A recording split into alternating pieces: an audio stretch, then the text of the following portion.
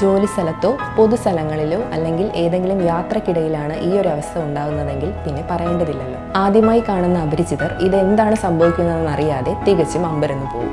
മാനസികമായി എന്തെങ്കിലും പ്രശ്നങ്ങളുള്ള ആളാണെന്ന് പറഞ്ഞ് പരിഹസിക്കാനും ഇടയുണ്ട്. ഇത്തരം രോഗാവസ്ഥയിലൂടെ കടന്നു പോകുന്ന ഒരാൾക്ക് ഇതുണ്ടാക്കുന്ന മാനസികാഘാതം ചെറുതൊന്നുമല്ല. രോഗിയുടെയും കുടുംബത്തിൻ്റെയും പരിചരണം നൽകുന്നവരുടെയും ഈ രോഗത്തെക്കുറിച്ചുള്ള അറിവ് തന്നെയാണ് PBAയുടെ ട്രീറ്റ്മെൻറ്റിൽ ഒരു പ്രധാന ഘടകമായി നിൽക്കുന്നത്. PBAയുമായി ബന്ധപ്പെട്ട് വരുന്ന കരച്ചിൽ ചിലപ്പോൾ വിഷാദ രോഗമായി തെറ്റായി വ്യാഖ്യാനിക്കപ്പെട്ടേക്കാം. ബ്രെയിനിനെ സംബന്ധിക്കുന്ന ഒരു അവസ്ഥയാണെങ്കിലും PBA ഒരു അപകടകരമായ ഒരു രോഗം അല്ല.